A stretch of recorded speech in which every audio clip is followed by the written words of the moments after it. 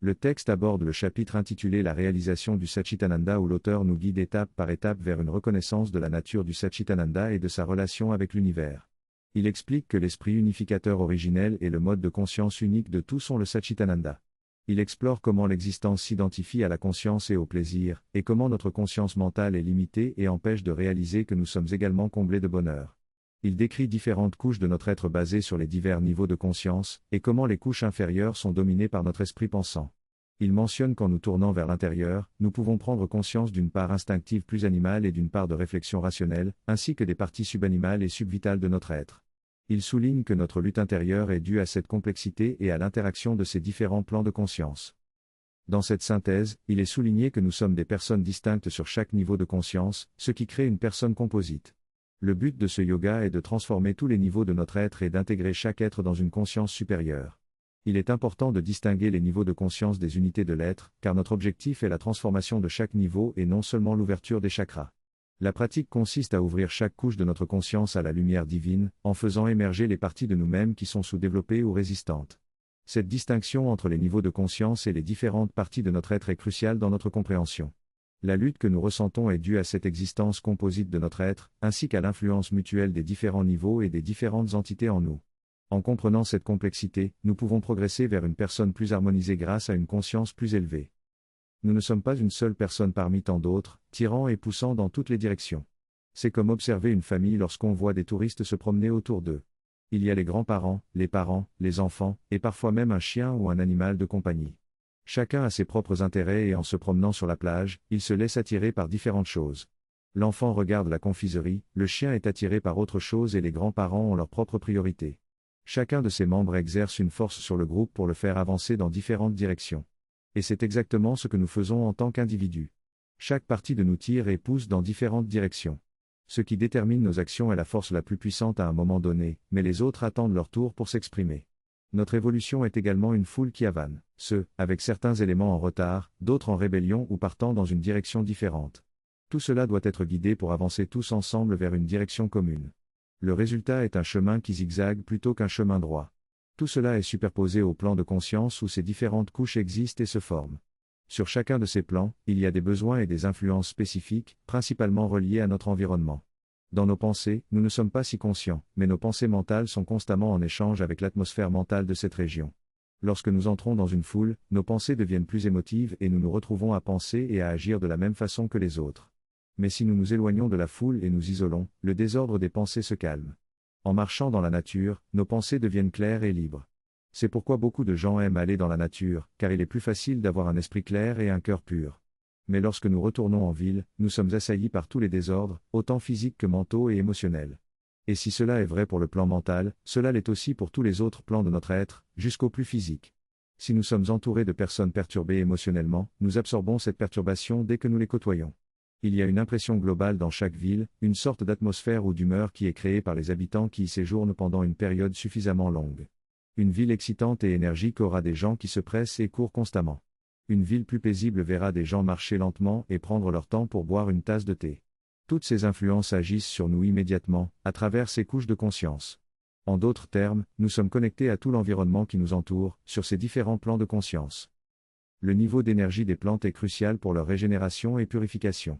Cependant, dans les espaces où il y a un manque de terre ou une absence de fraîcheur, cette énergie stagne. C'est souvent le cas dans les villes, où l'énergie des plantes est limitée.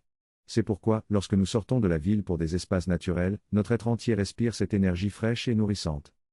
Dans les hôpitaux, l'énergie est sombre, terne et stagnante, ce qui est paradoxal car on s'attendrait à ce que les milieux de soins favorisent la régénération du corps et la santé. Il serait donc bénéfique de construire des hôpitaux entourés d'arbres et d'intégrer des plantes dans les chambres des patients. Sur le plan physique, nous sommes constamment en échange avec notre environnement, notamment à travers la nourriture et l'eau que nous consommons. Notre corps physique est le résultat d'une évolution, qui a commencé à partir de la matière inanimée pour aboutir à notre être conscient et pensant. Toutes les étapes intermédiaires de cette évolution sont contenues en nous, depuis le niveau le plus physique jusqu'au niveau mental. Cette connexion avec l'évolution se manifeste à différents niveaux. Notre corps physique est lié à la réalité physique de la Terre, notre niveau énergétique subtil est lié à la vie végétale qui nous entoure, nos émotions sont liées à la vie animale, et notre pensée est liée aux animaux ayant des capacités similaires. Cela signifie que nous sommes en constante interaction avec les différentes formes de vie et les niveaux d'évolution qui nous entourent, que nous en soyons conscients ou non. Les événements se produisant dans l'univers autour de nous nous affectent, de même que nos propres actions et états intérieurs ont un impact sur eux. Il est donc primordial de prendre conscience de notre connexion avec la nature et de l'impact de nos actes sur l'énergie et la conscience des plantes et des autres formes de vie. Lorsque nous détruisons les arbres, nous affectons également notre propre conscience à ce niveau. Par conséquent, il est essentiel de traiter la nature avec respect et de préserver son équilibre pour maintenir notre propre équilibre. Dans ce passage, l'auteur souligne l'importance de la connexion entre l'homme et son environnement sur différents niveaux de conscience. Il mentionne des expériences où des gènes de suicide ont été introduits dans des graines, ce qui a entraîné la destruction des cultures et même le suicide de certains agriculteurs endettés en Inde. L'auteur explique que nos actions ont un impact sur notre environnement et vice-versa, et que notre évolution spirituelle peut influencer celle de la nature. Il soutient également que chaque individu est un point focal pour l'évolution de différents niveaux de conscience et que cette influence est particulièrement visible dans notre interaction consciente avec la nature, telle que le jardinage ou les animaux de compagnie. Finalement, l'auteur met en avant l'aspiration à l'évolution comme une force vitale, même chez les animaux, et souligne l'importance de cette aspiration dans notre propre croissance spirituelle. Dans les ashrams, pendant la période de transformation vitale, des expériences étaient menées, notamment avec des animaux de compagnie. Cependant, lorsque la conscience supérieure s'est manifestée, ces expériences ont été interrompues et les animaux ont été retirés. Cela s'explique par le fait que chaque être humain est connecté à différents niveaux d'évolution, du règne animal aux plantes, et que ces connexions nourrissent et soutiennent leur évolution. De même, dans une famille, il peut y avoir une personne qui agit comme point focal pour l'aspiration spirituelle des autres membres et leur apporte inspiration et soutien. Lorsque cette personne n'est plus présente, il peut y avoir un vide difficile à combler. Cette réalité s'applique également à l'humanité dans son ensemble, avec des individus qui ont une plus grande responsabilité en raison de leur conscience élargie. Dans notre composition complexe, il est possible qu'une influence extérieure entre en nous et provoque des comportements ou des troubles que nous ne sommes pas en mesure de reconnaître ou de surmonter. Certaines publicités cherchent justement à agir sur ces niveaux plus subtils de notre être pour modifier notre comportement. Il est donc important d'être conscient de cette réalité. Un exemple concret de cette manipulation subliminale est donné avec un jeu visant à conditionner les enfants à ne pas manger de la malbouffe. En utilisant des images de nourriture avec des visages souriants ou tristes, les enfants sont encouragés à appuyer sur un bouton lorsque le visage est souriant et à se retenir lorsque le visage est triste. Ce conditionnement a également été observé chez les adultes. Le jeu subliminalement programme leur comportement, les amenant à se retenir devant la malbouffe et à choisir des aliments sains. Il est donc important d'être conscient de ces influences et de rester vigilant face à la manipulation subtile de notre comportement. L'évolution de l'homme est complexe et influencée par différentes forces, y compris la publicité, l'environnement et les influences invisibles. Ces influences peuvent modifier nos comportements et distordre notre personnalité. Cependant, si nous élevons les enfants dans un environnement simple et clair, ils pourraient être moins confus et moins influencés négativement. Malheureusement, même en grandissant dans un tel environnement, les individus peuvent encore être manipulés par des tendances manipulatrices s'ils ne sont pas suffisamment conscients. Il est donc nécessaire d'être à la fois clair internement et conscient des tendances manipulatrices pour les reconnaître et les contrer. En outre, l'évolution humaine n'est pas seulement une manifestation de niveau inférieur de conscience, mais aussi une manifestation de niveau supérieur de conscience. Ainsi, tout comme nous avons des aspects subnormaux et des plans subhumains en nous, nous avons aussi des aspects supernormaux et des plans superhumains.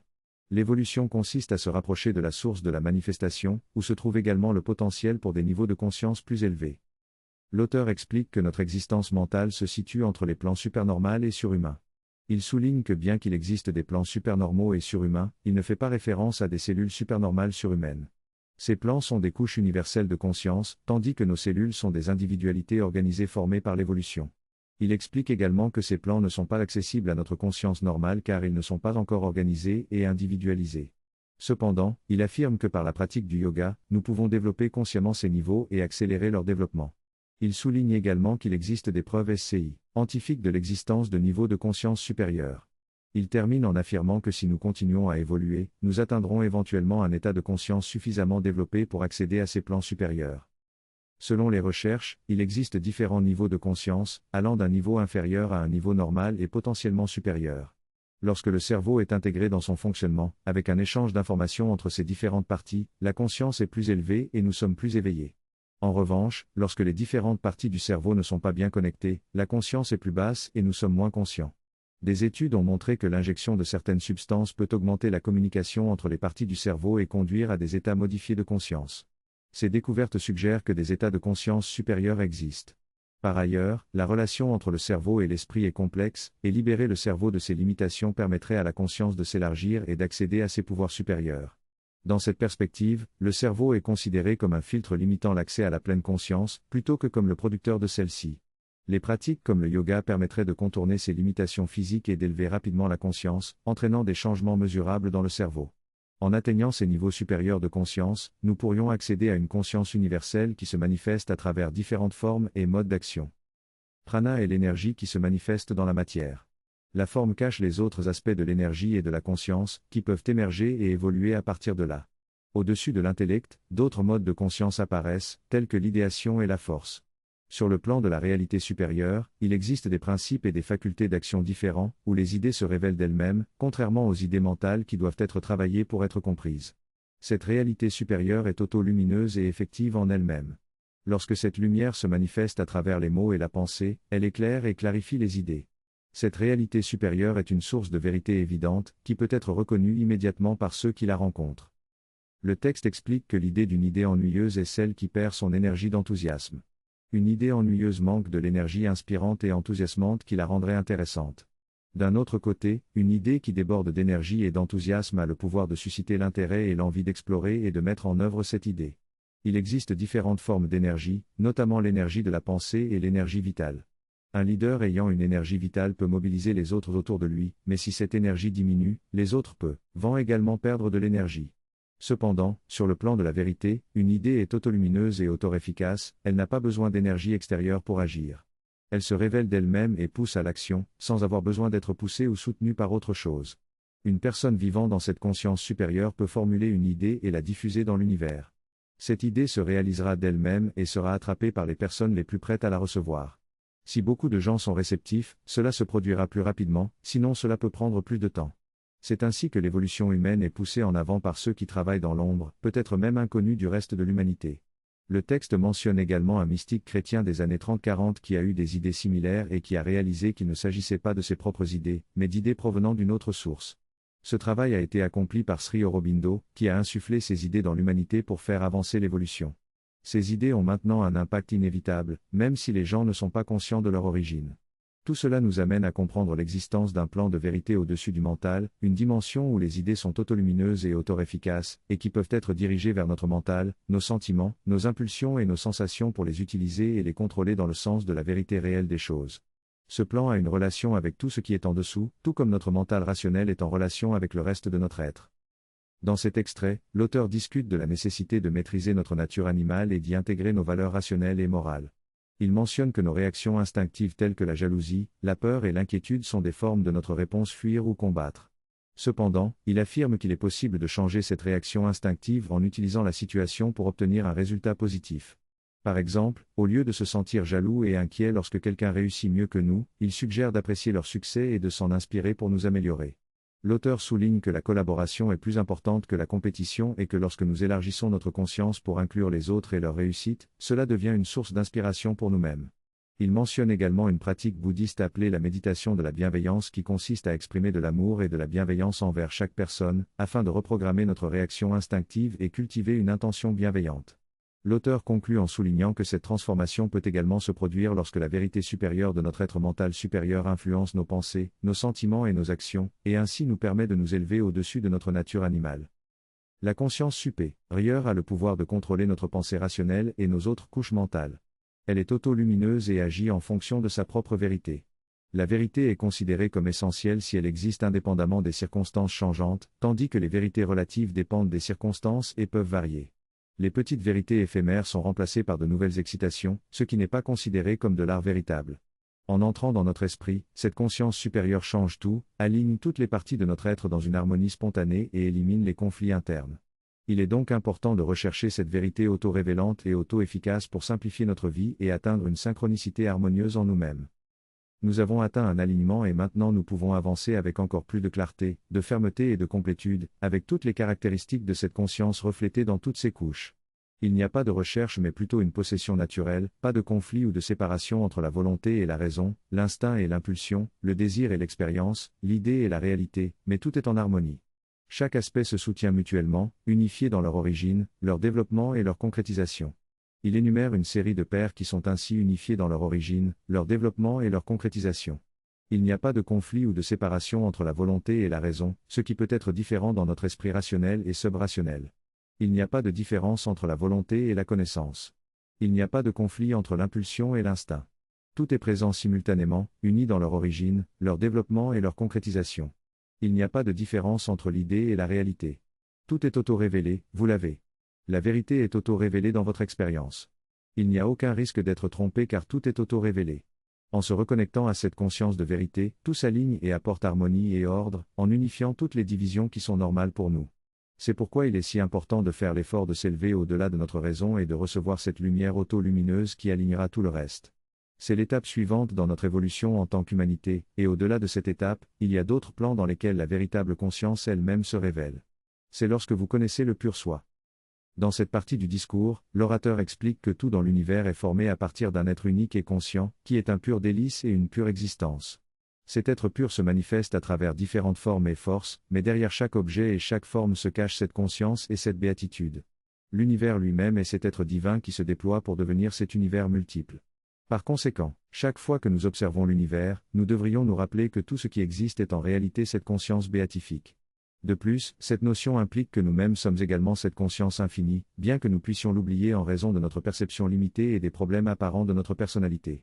La discussion se poursuivra lors de la prochaine séance, mais pendant l'intervalle, des vidéos sur des thèmes similaires seront partagées pour approfondir la réflexion.